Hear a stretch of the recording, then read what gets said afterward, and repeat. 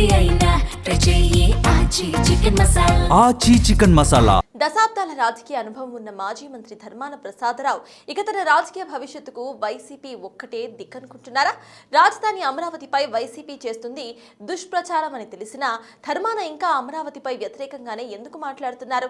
తన వ్యాఖ్యలతో అందరికీ టార్గెట్ అవుతున్నా అంత సీనియర్ నేత ఇంకా ఆ ప్రచారమే ఎందుకు చేస్తున్నారు? అది వ్యూహమా, వ్యూహాత్మక తప్పిదమా, లేక ఇంకే దిక్కు లేక జగన్ స్క్రిప్టే ఫాలో అవుతున్నారా?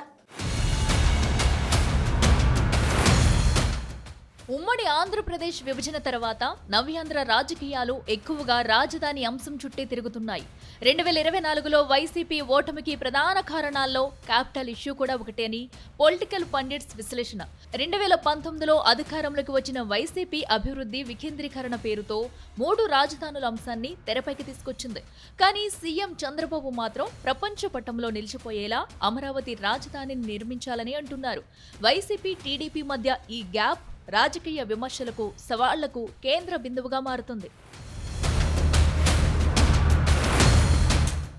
ఆ క్రమంలో మన మూలపేటకు పోదాం పద అంటూ సీనియర్ నాయకుడు, మాజీ మంత్రి, వైసీపీలో కొనసాగుతున్న ధర్మాన ప్రసాదరావు శ్రీకాకుళంలో నిర్వహించిన సభలో రాజధాని అంశంపై కీలక వ్యాఖ్యలు చేశారు. అమరావతికి చట్టబద్ధత కల్పిస్తామంటున్న కూటమి ప్రభుత్వంపై ధర్మాన విరుచుకుపడ్డారు. ఏపీకి ఇప్పటికీ 4 రాజధానులు మారాయని, మరోసారి మారదని గ్యారంటీ ఏంటని ప్రశ్నించారు. అక్కడ రాజధాని ఫెయిల్ అయిపోతే ఆ తర్వాత ప్రజలు ఎన్నుకున్నటువంటి ప్రభుత్వాలకు అధికారం లేదా? ఆ ప్రాంతం పనికిరాదని తేలితే ప్రజల నిర్ణయాలకి గౌరవం లేదా? రాజ్యాంగంలో ఎక్కడుంది ఇది? మన రాజధాని ఎన్నిసార్లు మారింది? మద్రాసు నుంచి ఎక్కడికి వచ్చింది? కర్నూలుకి వచ్చింది. కర్నూలు నుంచి ఎక్కడికి వచ్చింది? హైదరాబాద్కి వచ్చింది. హైదరాబాద్ నుంచి ఎక్కడికి వచ్చింది? అమరావతికి వచ్చింది. మరి అమరావతి నుంచి ఇంకో ప్రాంతానికి వెళ్ళదా? నువ్వు రాజ్యాంగంలో పెట్టేసి ఉంచేస్తావు మమ్మల్ని అందరినీ. అక్కడ ఉంచేస్తావు, ఇక్కడ జైల్లో పెట్టినట్టు మా అందరికి ఇక్కడ బంధించేస్తావు. ఇదేనా రాజ్యాంగం? ఇదే చెప్పిందా? 65 ఏళ్ల పాటు హైదరాబాద్ను అభివృద్ధి చేస్తే, అక్కడ నుంచి తరిమేస్తే ఇక్కడికి వచ్చి పడ్డామని, రేపు అమరావతి వాళ్లు కూడా మమ్మల్ని తరిమేస్తే మేం ఎక్కడికి వెళ్లాలన్నారు. శాశ్వత రాజధాని అనే విధానం రాజ్యాంగంలో లేదని, ఇప్పుడు శాశ్వత రాజధాని అనే తీర్మానం చేస్తే రేపు రాజ్యాంగబద్ధంగా ఎన్నికైన ప్రభుత్వానికి నిర్ణయం తీసుకునే అవకాశం ఉండదా అని ధర్మాన ప్రశ్నిస్తున్నారు. తెలిసి మాట్లాడారో లేకపోతే పార్టీ అధ్యక్షుడిని ప్రసన్నం చేసుకోవడానికి అరేంజ్డ్ స్క్రిప్ట్ అప్పచెప్పారో కానీ ధర్మాన సోషల్ మీడియాలో అందరికీ చక్కగా దొరికిపోయారు.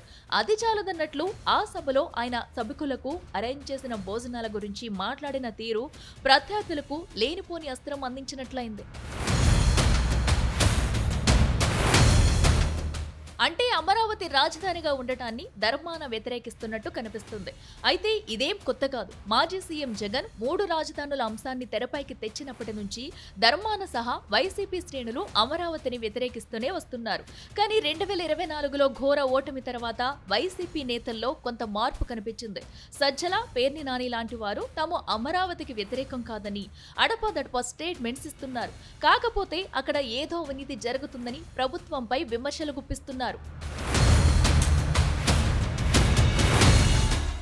ఏదేమైనా కోస్తా, రాయలసీమ, ఉత్తరాంధ్ర వైసీపీ శ్రేణుల్లో నెమ్మదిగా అమరావతి మాత్రమే రాజధానిని మెంటల్ గా ఫిక్స్ అవుతున్నారని పొలిటికల్ సర్కిల్స్ లో అభిప్రాయాలు వ్యక్తమవుతున్నాయి. కానీ ఈ మార్పు ధర్మానలో కనిపించడం లేదు. అభివృద్ధి వికేంద్రీకరణ పేరుతో మొదటి నుంచి ధర్మాన అమరావతిని వ్యతిరేకిస్తూ వస్తున్నారు. మూలపేట మీటింగ్ లో మరోసారి అదే స్వరం వినిపించారైనా. ఇక్కడ ఎవరి పర్సనల్ ఒపీనియన్ వాళ్ళది అనుకోవచ్చు. అయితే సజ్జల వంటి వారు వ్యక్తం చేస్తున్న అభిప్రాయాలకు ధర్మాన పూర్తి విరుద్ధమైన స్టేట్మెంట్స్ ఇస్తుండటంతో వైసీపీ క్యాడర్ కన్ఫ్యూజ్ అవుతున్నారంటున్నారు. మనం 3 రాజధానులకు అనుకూలమా, అమరావతి ఏకైక రాజధానికి అనుకూలమా అనే అంశంపై ఆ పార్టీ శ్రేణులకు క్లారిటీ రావడం లేదట. కూటమి పరిపాలన పాలసీపై కోస్తా, రాయలసీమ వైసీపీ నేతలు విమర్శలు చేస్తున్నారే తప్ప రాజధాని అంశాన్ని వదిలేశారు. కానీ ఉత్తరాంధ్ర వైసీపీలో పూర్తిగా ఆ మార్పు కనిపించడం లేదు. అవకాశం దొరికిన ప్రతిసారి రాజధాని అంశాన్నే ప్రధాన అస్త్రంగా ప్రయోగిస్తున్నారు. మరో మాజీ మంత్రి సీదిరి అప్పలరాజు వంటి వారు కూడా ధర్మాన పాటే పాడుతున్నారు. ఏపీ రాజధానిగా విశాఖను చేస్తామని అప్పటి వైసీపీ ప్రభుత్వం ప్రకటించిన తర్వాత అక్కడ ఒక్క అభివృద్ధి కార్యక్రమం కూడా జరగలేదన్న విమర్శ ఉంది. జగన్ సీఎంగా ఉన్న 5 ఏళ్లలో విశాఖలో చెప్పుకోదగ్గ నిర్మాణం ఏదైనా జరిగిందా అంటే ఋషికొండపై కట్టిన ప్యాలెస్ తప్ప ఏదీ కనిపించదు. పైగా వైసీపీ హయాంలో పెద్ద ఎత్తున భూదోపిడీ జరిగిందన్న ఆరోపణలు కూడా ఉన్నాయి. ఇలాంటి విమర్శలు ఉండగా ధర్మాన లాంటి వాళ్ళు అమరావతికి వ్యతిరేకంగా మాట్లాడడం ఏంటన్న ప్రశ్నలు వినిపిస్తున్నాయి. ప్రభుత్వాన్ని పాలసీలపై అభివృద్ధిపై ప్రశ్నించకుండా ఇంకా రాజధాని అంశాన్ని పట్టుకుని వేలాడటం రాజకీయంగా ఉత్తరాంధ్ర వైసీపీకి మైనస్ అవుతుందన్న టాక్ వినిపిస్తుంది.